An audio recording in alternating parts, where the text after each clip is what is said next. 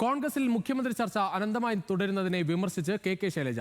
ജനവിധിയെ പരിഹസിച്ചുകൊണ്ട് കോൺഗ്രസ് നടത്തുന്ന കസേരക്കളി തികച്ചും അപഹാസ്യമാണെന്നാണ് ശൈലജയുടെ Facebook post. എത്രയും പെട്ടെന്ന് അനിശ്ചിതത്വം മാറ്റി സർക്കാർ രൂപീകരിക്കാൻ കോൺഗ്രസ് തയ്യാറായില്ലെങ്കിൽ കേരളം കടുത്ത അരാജകത്വത്തിലേക്ക് നീങ്ങുമെന്നും ശൈലജ കൂട്ടിച്ചേർത്തു. നിഖിൽ അളവൂർ ശരിയാണ് കൂടുതൽ വിവരങ്ങളുമായി.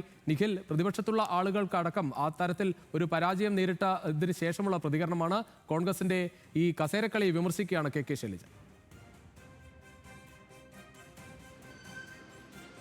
തീർച്ചയായും രുചീഷ്, വിമർശനം എന്ന് പറയുന്നത് മികച്ച ജനവിധിയാണ് UDFന് കേരളത്തിൽ ഉണ്ടായത് എന്ന് അംഗീകരിച്ചുകൊണ്ടാണ് കെ ശൈലജ ഈ വിഷയത്തിൽ തന്റെ വിമർശനം ഉന്നയിക്കുന്നത്. മികച്ച ജനവിധിയാണ് UDFന് കേരളത്തിൽ ഉണ്ടായത്.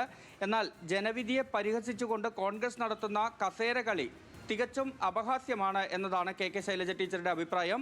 മുഖ്യമന്ത്രി സ്ഥാനത്തേക്ക് ഇത്ര വലിയ തർക്കമാണെങ്കിൽ ഭാവിയിൽ ഗവൺമെന്റിന് ഏതെങ്കിലും ഒരു വിഷയത്തിൽ ഉചിതമായ തീരുമാനം കൈക്കൊള്ളാൻ കഴിയുമോ എന്നാണ് കെ ശൈലജ ചോദിക്കുന്നത്. മറ്റൊന്ന്, എത്രയും പെട്ടെന്ന് ഈ അനിശ്ചിതത്വം മാറ്റി ഗവൺമെന്റ് രൂപീകരിക്കാൻ കോൺഗ്രസ് തയ്യാറായില്ലെങ്കിൽ കേരളം കടുത്ത അരാജകത്വത്തിലേക്ക് നീങ്ങും എന്നുകൂടി കെ ശൈലജ ഫേസ്ബുക്ക് പോസ്റ്റിൽ പറയുന്നുണ്ട്.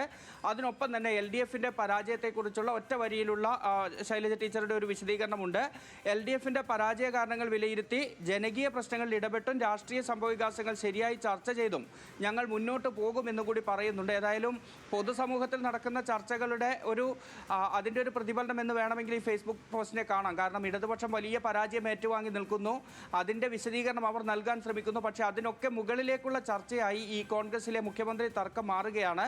സ്വാഭാവികം നമുക്കറിയാം, പേരാവൂരിലെ ചർച്ചയിലൊക്കെ കെ ശൈലജ ടീച്ചറൊക്കെ ഏത് തരത്തിൽ പ്രതികരിക്കുമെന്ന രീതിയിൽ നമ്മൾ വളരെ ആകാംക്ഷയോടുകൂടി കാത്തിരിക്കുമ്പോൾ അവർക്ക് പോലും ആ വിഷയത്തിനപ്പുറത്തേക്ക് ഈ മുഖ്യമന്ത്രി ചർച്ചകളുമായി ബന്ധപ്പെട്ട് കോൺഗ്രസിലുള്ള പ്രശ്നങ്ങളെ ചർച്ചയാക്കാനുള്ള ഒരു അവസരമൊരുങ്ങി എന്നതുകൂടി ഈ ഒരു സാഹചര്യം രൂപപ്പെട്ടിട്ടുണ്ട് എന്നതുകൂടിയാണ് നമ്മൾ കാണേണ്ടത്. രുചീഷ്.